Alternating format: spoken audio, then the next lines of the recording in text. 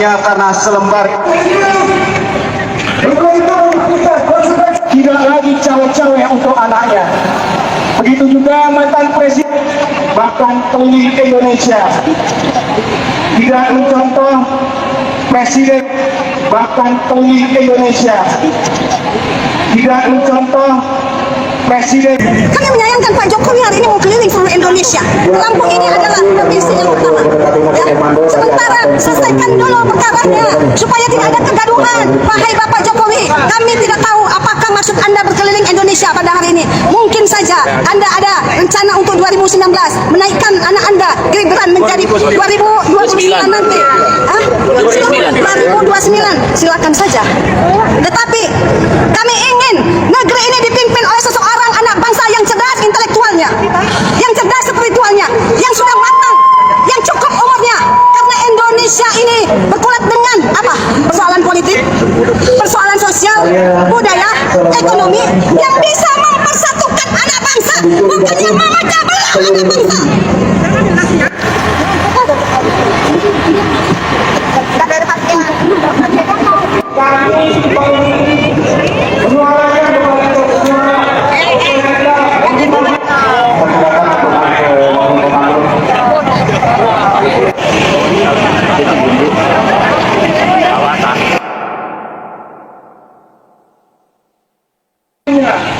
Sudah pensiun, tidak cawe-cawe. Semua orang politik mau beranggapan itu biasa aja.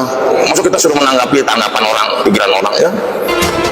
Pengamat politik Yusak Farhan bahkan menyebut ada kaitan antara penangkapan Roy Suryo dan Dr. Tifa dengan agenda safari politik Jokowi.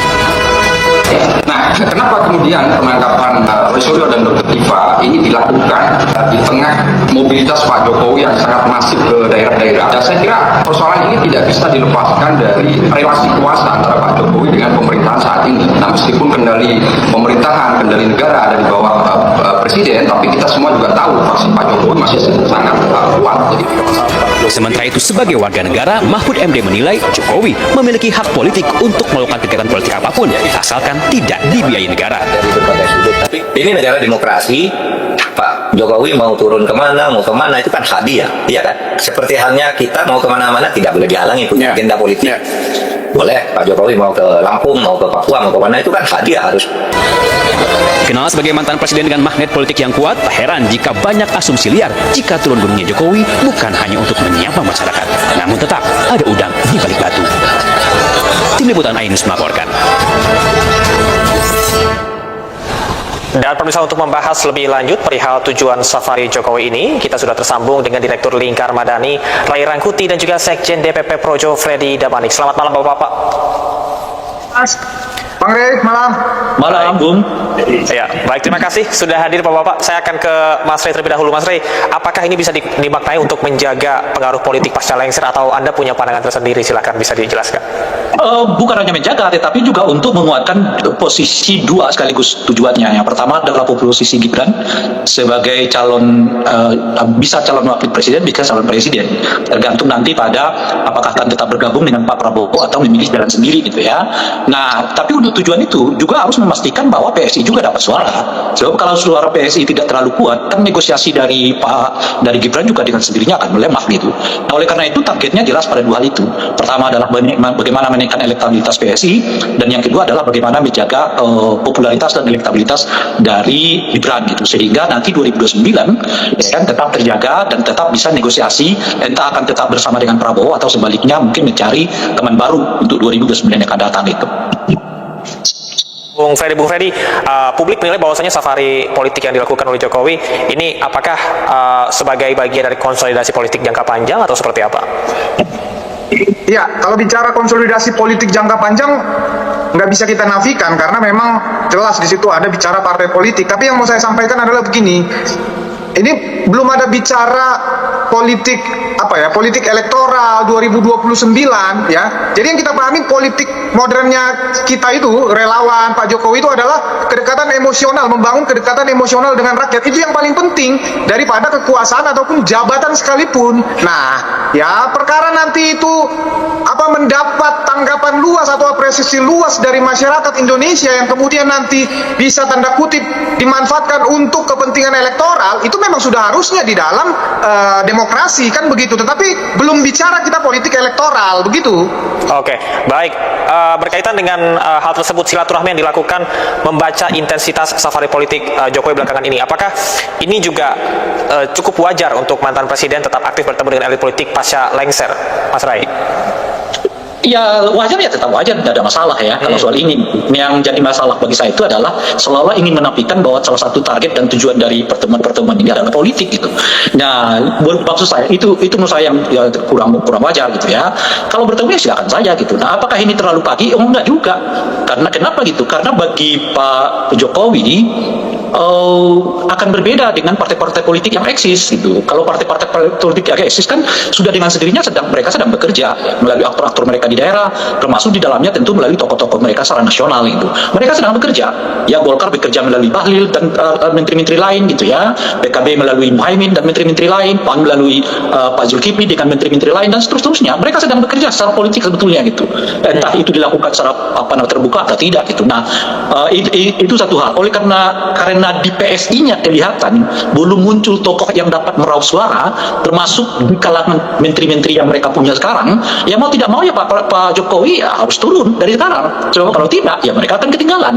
Sebab partai-partai yang lain itu sudah bekerja bahkan sejak dari mereka terpilih sebagai anggota kabinet gitu loh. Sejak anggota kabinet itu mereka sudah bekerja untuk bagaimana mengelola suara, mempertahankan suara pada tingkat tertentu ya, terus memaksimalkan suara gitu. Nah, kalau Pak Jokowi menunda, sementara Pak Jokowi adalah figur yang kelihatan satu-satunya yang diharapkan mendongkrak partai, dia akan sangat ketinggalan gitu. Baik, Bung Rey, ini penegasan. Artinya Anda melihat langkah Jokowi tadi yang sempat disinggung mengenai mengamankan posisi Gibran. Apakah Anda melihat korelasi yang begitu kuat di sini? Oh iya, kan sudah jelas-jelas mereka menyebut bahwa salah satu dari agenda ini adalah meyakinkan dan mempertahankan Prabowo Gibran bukan hanya untuk 2029, mulai dari sekarang gitu. Itu kan disampaikan tuh berulang kali itu. Ya tentu tidak disampaikan oleh Freddy karena Freddy kan relawan. Tapi kan kalau PSI-nya kan menyampaikan gitu. Nah, mempertahankan Prabowo Gibran dan ingin melanjutkan 2 periode gitu. Nah, oleh karena itu ya tujuannya politik. Kalau disebut tadi Bung Freddy misalnya ini adalah silaturahmi, ya namanya silaturahmi politik gitu loh Pak. Nah, atau politik silaturahmi gitu. Tinggal intinya adalah apa yang dilakukan oleh Pak Jokowi ini ujung-ujungnya politik, itu maksud saya gitu loh. Baik, kenapa gitu? Karena yang turun ini adalah mantan presiden, mantan politikus. Kalau saya yang turun beda lagi. Kalau Anda yang turun. Assalamualaikum warahmatullahi wabarakatuh. Selamat datang, selamat sejahtera untuk kita semua. Salam, Om Swastiastu, Namo Buddhaya, salam kebajikan. Merdeka, merdeka, merdeka. Hari ini di bawah terik matahari kita menyaksikan pemandangan yang luar biasa. Ribuan pasang mata, ribuan derap langkah dari ribuan suara berkumpul di tempat ini. Siapa mereka? Mereka bukan perusuh, mereka adalah rakyat Indonesia. Mereka adalah pemilih sah kedaulatan negeri ini. Saya berdiri di sini tidak untuk membela kekuasaan. Saya berdiri di sini dengan dada tegak dan suara lantang untuk berdiri bersama semua, bersama umat-umat meluangkan waktunya, bersama mahasiswa yang membawa idealisme, bersama kaum buruh, tani, dan seluruh lapisan masyarakat yang menuntut satu hal sangat sederhana: kebenaran dan transparansi. Saudara-saudaraku sekalian, beberapa waktu terakhir ruang publik kita dipenuhi oleh diskursus, perdebatan, dan aksi massa terkait keabsahan ijazah Presiden Joko Widodo. Mengapa ribuan orang sampai harus turun ke jalan? Mengapa rakyat harus berteriak lantang di depan gedung-gedung kekuasaan? Jawabannya satu, karena rakyat butuh kepastian, rakyat butuh keterbukaan. Ada pihak-pihak yang mengatakan, itu isu lama, itu urusan sepele, itu hanya urusan administrasi. Saya katakan di depan mimbar yang terhormat ini, tidak ada yang sepele jika itu menyangkut integritas pemimpin tertinggi bangsa. Di dalam negara demokrasi, presiden adalah pelayan rakyat, dan sebagai pelayan sudah menjadi kewajiban mutlak untuk memberikan kejelasan yang seterang-terangnya kepada majikannya, yaitu rakyat Indonesia. Ketika ribuan masyarakat menuntut pembuktian yang clear, itu bukan kebencian, itu adalah hak konstitusional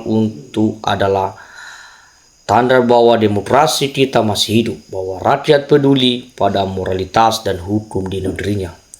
Mari kita lihat keliling kita, mengapa masyarakat sampai melakukan aksi demonstrasi besar-besaran seperti ini. Karena saluran-saluran komunikasi formal dirasa buntu karena penjelasan yang diberikan selama dianggap belum mampu meredam keraguan yang ada di akar rumput. Jika pemerintah dan institusi terkait mengklaim semua dokumen itu adalah asli dan sah, tunjukkanlah dengan cara yang paling transparan, bukan ruang dialog.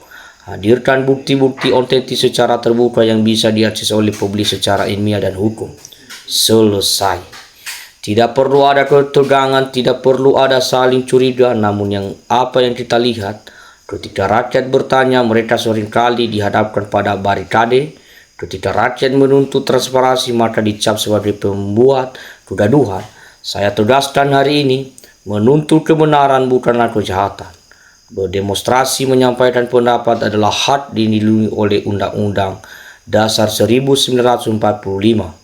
Jangan pernah kehadirkan gerakan rakyat yang hadir hari ini.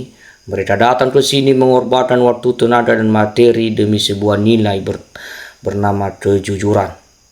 Saudara-saudaraku yang saya banggakan, perjuangan kita adalah perjuangan moral. Kekuatan kita terlentar pada kebenaran argumentasi kita, bukan pada anarkisme. Oleh karena itu, saya meminta kepada ribuan masyarakat hadir di sini, mari kita tunjukkan bahwa kita adalah massa cerdas, kita adalah demonstran yang bermartabat. Jangan biarkan ada penyusup yang merusak barisan kita. Jangan biarkan ada tindakan anarkis yang mengaburkan esensi tuntunan kita. Jaga fasilitas publik, hormati aparat bertugas, karena mereka juga saudara-saudara kita sebangsa dan setanah air. Kita tetap di sini satu komando, satu suara menuntut transparansi total tanpa kompromi. Saya ingin menyampaikan pesan tugas kepada para pemangku kebijakan. Dengarkanlah suara ini. Ribuan yang berkumpul hari ini adalah bukti nyata bahwa adalah gelombang ketidakpuasan dan keraguan yang harus segera dijawab secara konkret. Jangan abaikan mereka, jangan anggap remeh tuntunan ini. Kebenaran tidak pernah takut pada pengujian jika ijazah itu benar. Buktikan secara jelas-jelas di hadapan hukum dan publik agar polemik ini berakhir. Namun, selama transparansi ini belum murni disajikan, maka selama itu pula rakyat memiliki hak untuk terus bersuara. Saya akan tetap berdiri di sini bersama kalian semua, mengawal suara rakyat sampai kebenaran itu beredang menebus kegelapan. Panjang umur untuk perjuangan, panjang umur rakyat Indonesia merdeka. Wabillahi taufiq wal hidayah. Wassalamualaikum warahmatullahi wabarakatuh. Terima kasih.